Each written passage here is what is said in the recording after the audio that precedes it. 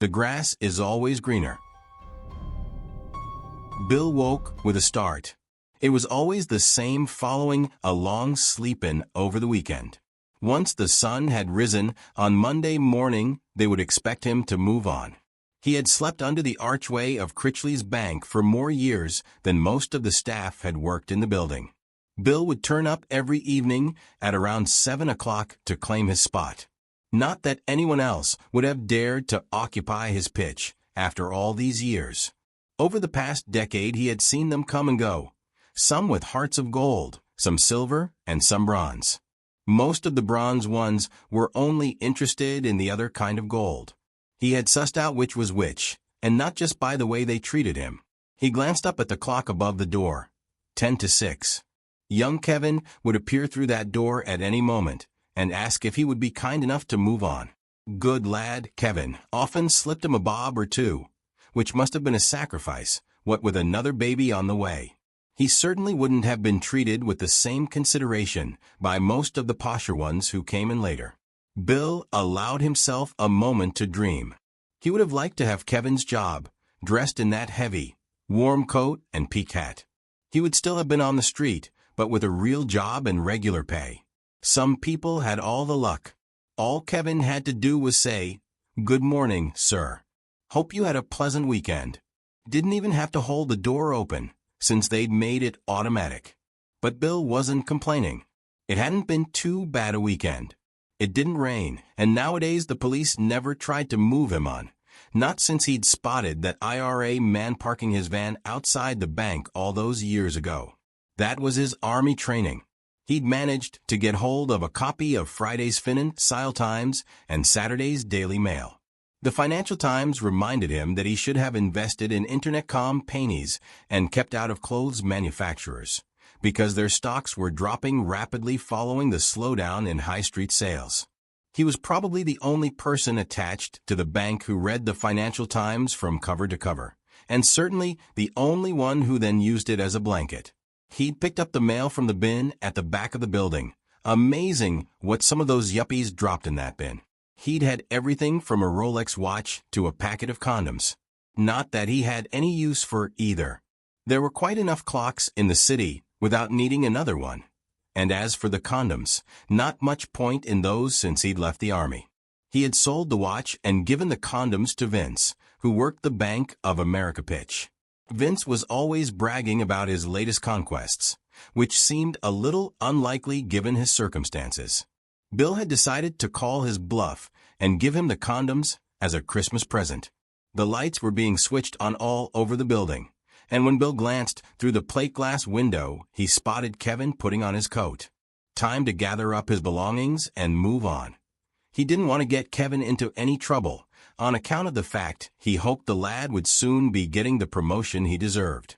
Bill rolled up his sleeping bag, a present from the chairman, who hadn't waited until Christmas to give it to him. No, that wasn't Sir William's style. A born gentleman with an eye for the ladies, and who could blame him? Bill had seen one or two of them go up in the lift late at night, and he doubted if they were seeking advice on their peps. Perhaps he should have given him the packet of condoms. He folded up his 2 blankets. One he'd bought with some of the money from the watch sale. The other he'd inherited when Irish died. He missed Irish. Half a loaf of bread from the back of the city club, after he'd advised the manager to get out of clothes manufacturers and into the internet. But he'd just laughed. He shoved his few possessions into his QC's bag, another dustbin job, this time from the back of the Old Bailey. Finally, like all good city men, he must check his cash position. Always important to be liquid when there are more sellers than buyers. He fumbled around in his pocket, the one without a hole, and pulled out £1, 2 10p pieces, and a penny. Thanks to government taxes, he wouldn't be able to afford any fags today, let alone his usual pint. Unless, of course, Maisie was behind the bar at the Reaper. He would have liked to reap her, he thought, even though he was old enough to be her father. Clocks all over the city were beginning to chime 6. He tied up the laces of his Reebok trainers, another yuppie reject. The yuppies all wore Nikes now. One last glance, as Kevin stepped out onto the pavement. By the time Bill returned at 7 that evening, more reliable than any security guard, Kevin would be back home in Peckham with his pregnant wife Lucy. Lucky man.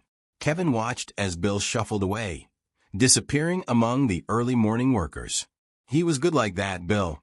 He would never embarrass Kevin or want to be the cause of him losing his job. Then he spotted the penny underneath the arch. He picked it up and smiled. He would replace it with a pound coin that evening. After all, wasn't that what banks were meant to do with your money? Kevin returned to the front door just as the cleaners were leaving. They arrived at 3 in the morning and had to be off the premises by 6. After 4 years, he knew all of their names, and they always gave him a smile. Kevin had to be out on the pavement by 6 o'clock on the dot. Shoes polished, clean white shirt, the bank's crested tie, and the regulation brass-buttoned long blue coat. Heavy in winter, light in summer. Banks are sticklers for rules and regulations. He was expected to salute all board members as they entered the building, but he had added 1 or 2 others he'd heard might soon be joining the board. Between 6 and 7 the yuppies would arrive with, "Hi, Kev. Bet I make $1 million today." From 7 to 8, at a slightly slower pace, came the middle management, already having lost their edge after dealing with the problems of young children, school fees, new car or new wife. Good morning, not bothering to make eye contact. From 8 to 9, the dignified pace of senior management, having parked their cars in reserved spaces in the car park. Although they went to football matches on a Saturday like the rest of us, thought Kevin, they had seats in the director's box. Most of them realized by now that they weren't going to make the board and had settled for an easier life. Among the last to arrive would be the bank's chief executive, Philip Alexander, sitting in the back of a chauffeur-driven Jaguar, reading the Financial Times. Kevin was expected to run out onto the pavement and open the car door for Mr. Alexander, who would then march straight past him without so much as a glance, let alone a thank you. Finally, Sir William Selwyn, the bank's chairman, would be dropped off in his Rolls-Royce, having been driven up from somewhere in Surrey. Sir William always found time to have a word with him. "Good morning, Kevin. How's the wife?" "Well, thank you, sir. Let me know when the baby's due." Kevin grinned as the yuppies began to appear, the automatic doors sliding open as they dashed through. No more having to pull open heavy doors since they'd installed that contraption. He was surprised they bothered to keep him on the payroll. At least, that was the opinion of Mike Haskins, his immediate superior. Kevin glanced around at Haskins, who was standing behind the reception desk. Lucky Mike. Inside in the warmth, regular cups of tea, the odd perk, not to mention a rise in salary. That was the job Kevin was after. The next step up the bank's ladder. He'd earned it, and he already had ideas for making reception run more efficiently. He turned back the moment Haskins looked up, reminding himself that his boss only had 5 months, 2 weeks and 4 days to go before he was due to retire. Then Kevin would take over his job, as long as they didn't bypass him, and offer the position to Haskins' son. Ronnie Haskins had been appearing at the bank pretty regularly since he'd lost his job at the brewery. He made himself useful, carrying parcels, delivering letters, hailing taxis, and even getting sandwiches from the local Pret-a-Manger for those who wouldn't or couldn't risk leaving their desks. Kevin wasn't stupid. He knew exactly what Haskins' game was. He intended to make sure Ronnie got the job that was Kevin's by right, while Kevin remained out on the pavement. It wasn't fair. He had served the bank conscientiously, never once missing a day's work, standing out there in all weathers. "Good morning, Kevin," said Chris Parnell, almost running past him. He had an anxious look on his face. He should have my problems, thought Kevin, glancing round to see Haskins stirring his first cup of tea of the morning. "That's Chris Parnell," Haskins told Ronnie before sipping his tea. "Late again. He'll blame it on British Rail. Always does. I should have been given his job years ago, and I would have been, if like him I'd been a sergeant in the pay corps and not a corporal in the Green Jackets. But management didn't seem to appreciate what I had to offer." Ronnie made no comment, but then he had heard his father express this opinion every workday morning for the past 6 weeks. I once invited him to my regimental reunion, but he said he was too busy. Bloody snob. Watch him, though, because he'll have a say in who gets my job. Good morning, Mr. Parker, said Haskins, handing the next arrival a copy of The Guardian.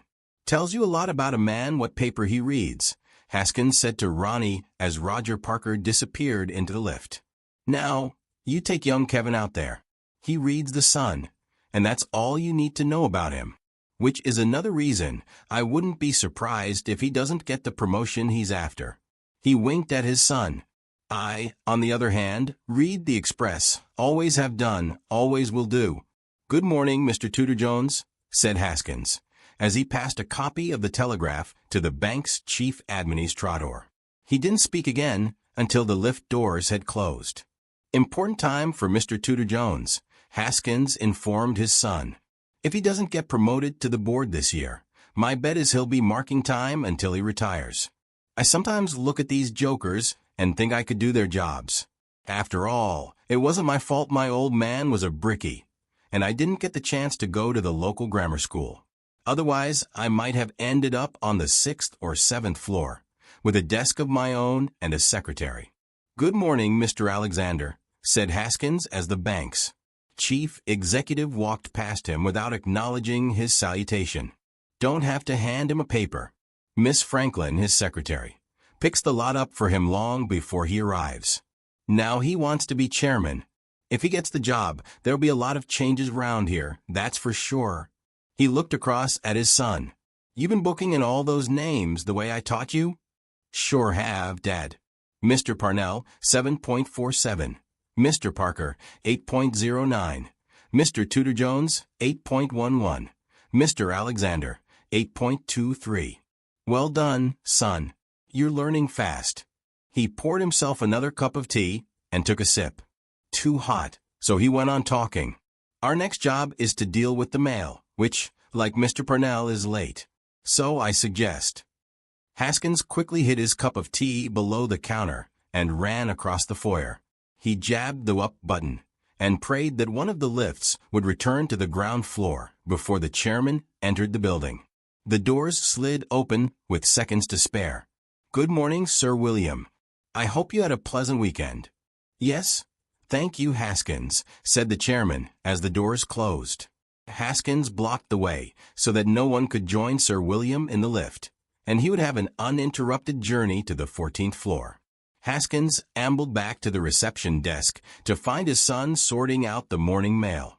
The chairman once told me that the lift takes 38 seconds to reach the top floor, and he'd worked out that he'd spend a week of his life in there. So he always read the Times leader on the way up and the notes for his next meeting on the way down. If he spends a week trapped in there, I reckon I must spend half my life, he added, as he picked up his tea and took a sip. It was cold. Once you've sorted out the post, you can take it up to Mr. Parnell. It's his job to distribute it, not mine. He's got a cushy enough number as it is, so there's no reason why I should do his work for him. Ronnie picked up the basket full of mail and headed for the lift. He stepped out on the 2nd floor, walked over to Mr. Parnell's desk, and placed the basket in front of him. Chris Parnell looked up and watched as the lad disappeared back out of the door. He stared at the pile of letters. As always, no attempt had been made to sort them out. He must have a word with Haskins. It wasn't as if the man was run off his feet, and now he wanted his boy to take his place. Not if he had anything to do with it. Didn't Haskins understand that his job carried real responsibility? He had to make sure the office ticked like a Swiss clock. Letters on the correct desks before 9. Check for any absentees by 10. Deal with any machinery breakdowns within moments of being notified of them. Arrange and organ ISE all staff meetings, by which time the second post would have arrived. Frankly, the whole place would come to a halt if he ever took a day off. You only had to look at the mess he always came back to whenever he returned from his summer holiday. He stared at the letter on the top of the pile. It was addressed to Mr. Roger Parker. Rog, He should have been given Rog's job as head of personnel years ago. He could have done it in his sleep, as his wife Janice never stopped reminding him he's no more than a jumped-up office clerk. just because he was at the same school as the chief cashier. It wasn't fair. Janice had wanted to invite Roger and his wife round to dinner, but Chris had been against the idea from the start. Why not, she had demanded. After all, you both support Chelsea. Is it because you're afraid he'll turn you down, the stuck-up snob? To be fair to Janice, it had crossed Chris's mind to invite Roger out for a drink, but not to dinner at their home in Romford. He couldn't explain to her that when Roger went to Stamford Bridge, he didn't sit at the shed end with the lads, but in the members' seats. Once the letters had been sorted out, Chris placed them in different trays according to their departments. His two assistants could cover the first 10 floors, but he would never allow them anywhere near the top 4. Only he got into the chairman and chief executive's offices. Janice never stopped reminding him to keep his eyes open whenever he was on the executive floors. You could never tell what opportunities might arise, what openings could present themselves. He laughed to himself, thinking about Gloria in filing and the openings she offered. The things that girl could do behind a filing cabinet. That was one thing he didn't need his wife to find out about. He picked up the trays for the top 4 floors and headed towards the lift. When he reached the 11th floor, he gave a gentle knock on the door before entering Roger's office. The head of personnel glanced up from a letter he'd been reading, a preoccupied look on his face. Good result for Chelsea on Saturday, Rog, even if it was only against West Ham, Chris said as he placed a pile of letters in his superior's in tray. He didn't get any response, so he left hurriedly. Roger looked up as Chris scurried away. He felt guilty that he hadn't chatted to him about the Chelsea match, but he didn't want to explain why he had missed a home game for the first time that season. He should be so lucky as only to have Chelsea on his mind. He turned his attention back to the letter he had been reading. It was a bill for £1,600, the first month's fee for his mother's nursing home. Roger had reluctantly accepted that she was no longer well enough to remain with them in Croydon, but he hadn't been expecting a bill that would work out at almost £20,000 a year. Of course, he hoped she'd be around for another 20 years, but with Adam and Sarah still at school and Hazel not wanting to go back to work, he needed a further rise in salary, at a time when all the talk was of cutbacks and redundancies. It had been a disastrous weekend. On Saturday, he had begun to read the McKinsey report, outlining what the bank would have to do if it was to continue as a leading financial institution into the 21st century. The report had suggested that at least 70 employees would have to participate in a downsizing program, a euphemism for you're sacked. And who would be given the unenviable task of explaining to those 70 individuals the precise meaning of the word downsizing? The last time Roger had had to sack someone, he hadn't slept for days. He had felt so depressed by the time he put the report down that he just couldn't face the Chelsea match. He realized he would have to make an appointment to see Godfrey Tudor-Jones, the bank's chief administrator, although he knew that Tudor-Jones would brush him off with, "Not my department, old boy, people problems." "And you're the head of personnel, Roger, so I guess it's up to you?" It wasn't as if he'd been able to strike up a personal relationship with the man, which he could now fall back on. He had tried hard enough over the years, but the chief administrator had made it all too clear that he didn't mix business with pleasure. Unless, of course, you were a board member. "Why don't you invite him to a home game at Chelsea?" suggested Hazel. "After all, you paid enough for those 2 season tickets." "I don't think he's into football," Roger had told her. "More a rugby man would be my guess." "Then invite him to your club for dinner." He didn't bother to explain to Hazel that Godfrey was a member of the Carlton Club, and he didn't imagine he would feel at ease at a meeting of the Fabian Society. The final blow had come on Saturday evening, when the headmaster of Adam's school had phoned to say he needed to see him urgently about a matter that couldn't be discussed over the phone.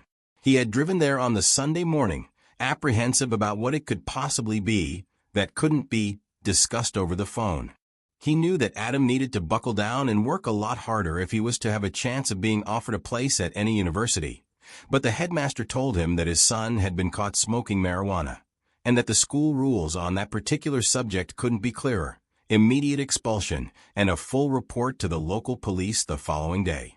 When he heard the news, Roger felt as if he were back in his own headmaster's study. Father and son had hardly exchanged a word on the journey home. When Hazel had been told why Adam had come back in the middle of term, she had broken down in tears and proved inconsolable. She feared it would all come out in the Croydon Advertiser, and they would have to move. Roger certainly couldn't afford a move at the moment, but he didn't think this was the right time to explain to Hazel the meaning of negative equity. On the train up to London that morning, Roger couldn't help thinking that none of this would have arisen if he had landed the chief administrator's job. For months there had been talk of Godfrey joining the board, and when he eventually did, Roger would be the obvious candidate to take his place. But he needed the extra cash right now, what with his mother in a nursing home and having to find a sixth-form college that would take Adam. He and Hazel would have to forget celebrating their 20th wedding anniversary in Venice. As he sat at his desk, he thought about the consequences of his colleagues finding out about Adam. He wouldn't lose his job, of course, but he needn't bother concerning himself with any further promotion. He could hear the snide whispers in the washroom that were meant to be overheard. Well, he's always been a bit of a lefty, you know. So, frankly, are you surprised? He would have liked to explain to them that just because you read The Guardian, it doesn't automatically follow that you go on ban the bomb marches, experiment with free love, and smoke marijuana at weekends. He returned to the first page of the McKinsey report and realized he would have to make an early appointment to see the chief administrator. He knew it would be no more than going through the motions, but at least he would have done his duty by his colleagues.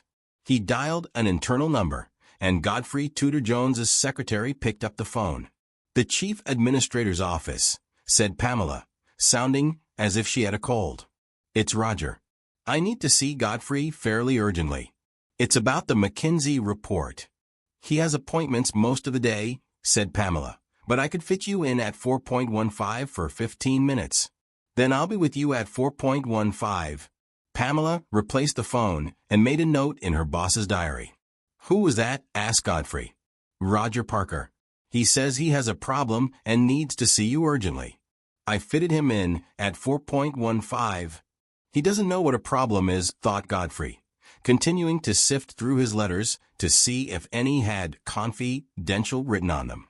None had, so he crossed the room and handed them all back to Pamela. She took them without a word passing between them. Nothing had been the same since that weekend in Manchester. He should never have broken the golden rule about sleeping with your secretary. If it hadn't rained for 3 days, or if he'd been able to get a ticket for the United match, or if her skirt hadn't been quite so short, it might never have happened. If, and it wasn't as if the earth had moved, or he'd had it more than once. What a wonderful start to the week to be told she was pregnant. As if he didn't have enough problems at the moment. The bank was having a poor year, so his bonus was likely to be about half what he'd budgeted for. Worse, he had already spent the money long before it had been credited to his account. He looked up at Pamela. All she'd said after her initial outburst was that she hadn't made up her mind whether or not to have the baby. That was all he needed right now. What with 2 sons at Tunbridge and a daughter who couldn't make up her mind if she wanted a piano or a pony, and didn't understand why she couldn't have both, not to mention a wife who had become a shopaholic. He couldn't remember when his bank balance had last been in credit. He looked up at Pamela again as she left his office. A private abortion wouldn't come cheap either, but it would be a damn sight cheaper than the alternative. It would all have been so different if he had taken over as chief executive. He'd been on the short list, and at least 3 members of the board had made it clear that they supported his application. But the board in its wisdom had offered the position to an outsider. He had reached the last 3, and for the first time he understood what it must feel like to win an Olympic silver medal when you're the clear favorite. Damn it, he was just as well qualified for the job as Philip Alexander, and he had the added advantage of having worked for the bank for the past 12 years. There had been hints of a place on the board as compensation, but that would bite the dust the moment they found out about Pamela. And what was the first recommendation Alexander had put before the board? That the bank should invest heavily in Russia, with the cataclysmic result that 70 people would now be losing their jobs and everyone's bonus was having to be readjusted. What made it worse was that Alexander was now trying to shift the blame for his decision onto the chairman. Once again, Godfrey's thoughts returned to Pamela. Perhaps he should take her out to lunch and try to convince her that an abortion would be the wisest course of action. He was about to pick up the phone and suggest the idea to her when it rang. It was Pamela. "Miss Franklin just called. Could you pop up and see Mr. Alexander in his office?" This was a ploy Alexander used regularly, to ensure you never forgot his position. Half the time, whatever needed to be discussed could easily have been dealt with over the phone. The man had a bloody power complex. On the way up to Alexander's office, Godfrey remembered that his wife had wanted to invite him to dinner, so she could meet the man who had robbed her of a new car. "He won't want to come," Godfrey had tried to explain. "You see, he's a very private person. No harm in asking," she had insisted. But Godfrey had turned out to be right. Philip Alexander thanks Mrs. Tudor Jones for her kind invitation to dinner, but regrets that due to. Godfrey tried to concentrate on why Alexander wanted to see him. He couldn't possibly know about Pamela, not that it was any of his business in the first place, especially if the rumors about his own sexual preferences were to be believed. Had he been made aware that Godfrey was well in excess of the bank's overdraft limit? Or was he going to try to drag him onside over the Russian fiasco?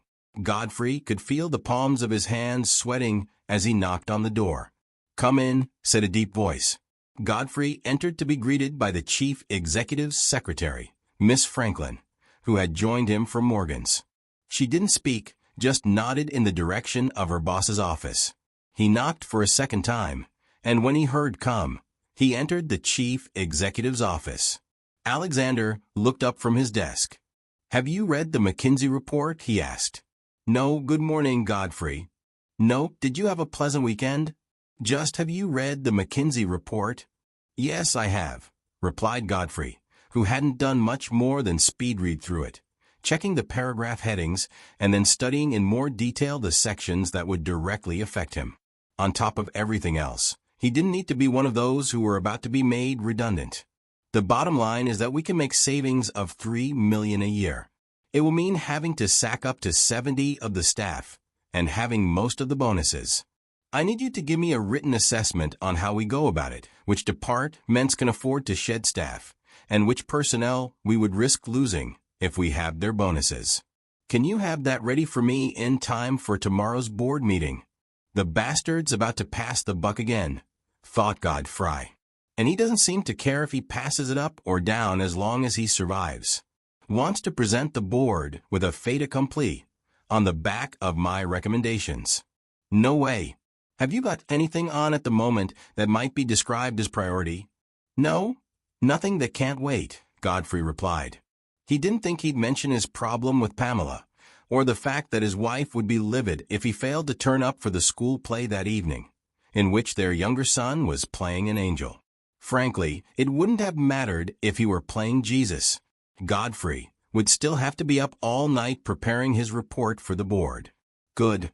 I suggest we meet up again at 10 o'clock tomorrow morning, so you can brief me on how we should go about implementing the report. Alexander lowered his head and returned his attention to the papers on his desk, a sign that the meeting was over. Philip Alexander looked up once he heard the door close. Lucky man, he thought, not to have any real problems. He was up to his eyes in them. The most important thing now was to make sure he continued to distance himself from the chairman's disastrous decision to invest so heavily in Russia. He had backed the move at a board meeting the previous year, and the chairman had made sure that his support had been minuted. But the moment he found out what was happening over at the Bank of America and Barclays, he had put an immediate stop on the bank's second installment, as he continually reminded the board. Since that day, Philip had flooded the building with memos, warning every department to be sure it covered its own positions, and urging them all to retrieve whatever money they could. He kept the memos flowing on a daily basis, with the result that by now almost everyone, including several members of the board, was convinced that he had been skeptical about the decision from the outset. The spin he'd put on events to one or two board members who were not that close to Sir William was that he hadn't felt he could go against the chairman's wishes when he'd only been in the chief executive's job for a few weeks, and that had been his reason for not opposing Sir William's recommendation for a £500 million loan to the Nordsky Bank in St. Petersburg. The situation could still be turned to his advantage, because if the chairman was forced to resign, the board might feel an internal appointment would be the best course of action, given the circumstances. After all, when they had appointed Philip as chief executive, the deputy chairman, Maurice Kington, had made it clear that he doubted if Sir William would serve his full term, and that was before the Russian debacle. About a month later, Kington had resigned. It was well known in the city that he only resigned when he could see trouble on the horizon, as he had no intention of giving up any of his 30 or so other directorships. When the Financial Times published an unfavorable article about Sir William, it covered itself by opening with the words, "No one will deny that Sir William Selwyn's record as chairman of Critchley's Bank has been steady, even at times impressive. But recently, there have been some unfortunate errors, which appear to have emanated from the chairman's office." Alexander had briefed the journalist with chapter and verse of those unfortunate errors. Some members of the board were now whispering, sooner rather than later. But Alexander still had one or two problems of his own to sort out. Another call last week, and demands for a further payment. The damn man seemed to know just how much he could ask for each time. Heaven knows, public opinion was no longer so hostile towards homosexuals. But with a rent boy it was still different.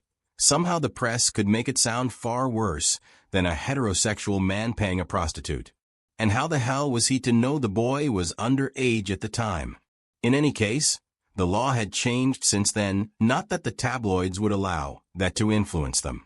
And then there was the problem of who should become deputy chairman now that Maurice Kington had resigned.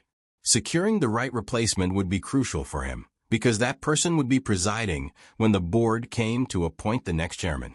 Philip had already made a pact with Michael Butterfield, who he knew would support his cause, and had begun dropping hints in the ears of other board members about Butterfield's qualifications for the job. "We need someone who voted against the Russian loan. Someone who wasn't appointed by Sir William. Someone with an independent mind. Someone who..."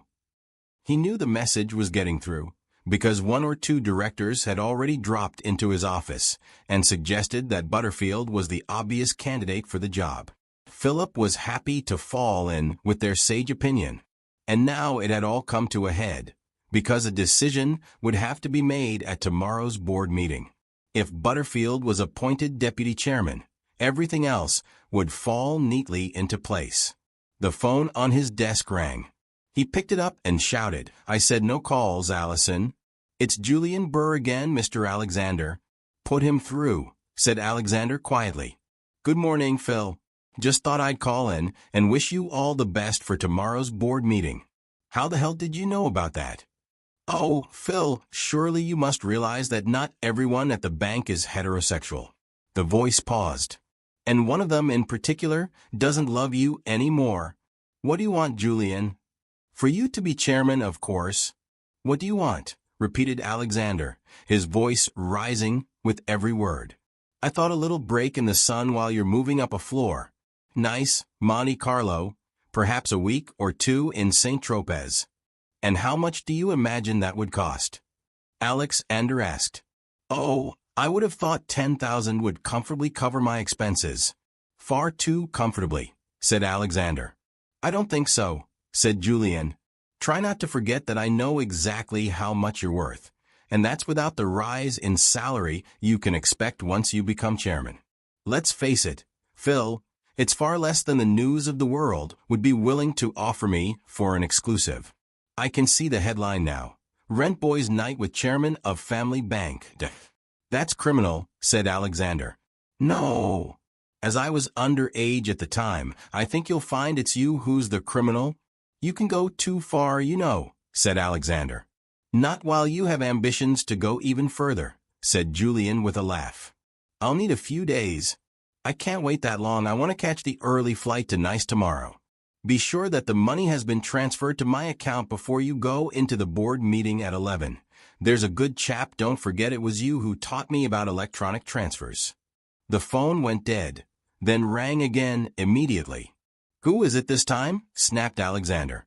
The chairman's online too. Put him through. Philip, I need the latest figures on the Russian loans, along with your assessment of the McKinsey report. I'll have an update on the Russian position on your desk within the hour.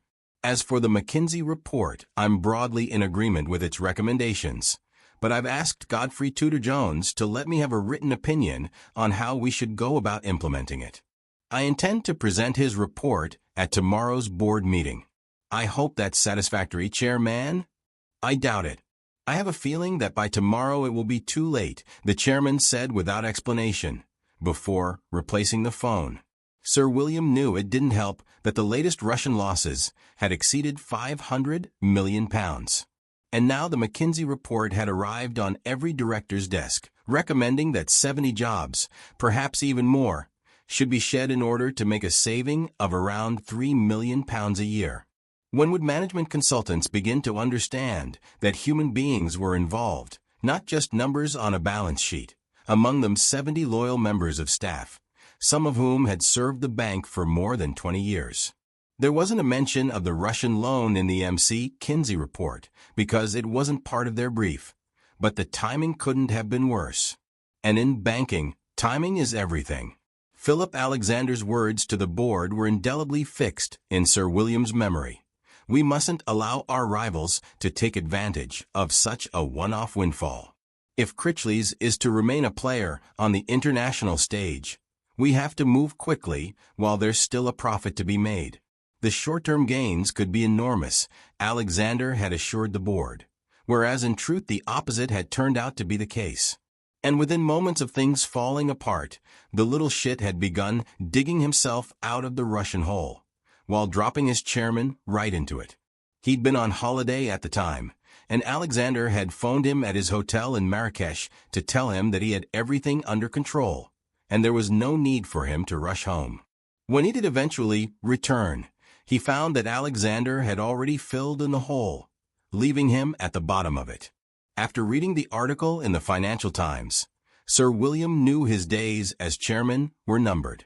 The resignation of Maurice Kington had been the final blow, from which he knew he couldn't hope to recover. He had tried to talk him out of it, but there was only one person's future Kington was ever interested in. The chairman stared down at his handwritten letter of resignation, a copy of which would be sent to every member of the board that evening. His loyal secretary Claire had reminded him that he was 57, and had often talked of retiring at 60 to make way for a younger man. It was ironic when he considered who that younger man might be.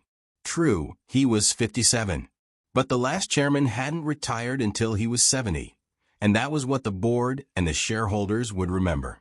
It would be forgotten that he had taken over an ailing bank from an ailing chairman, and increased its profits year on year for the past decade. Even if you included the Russian disaster, they were still well ahead of the game. Those hints from the Prime Minister that he was being considered for a peerage would quickly be forgotten.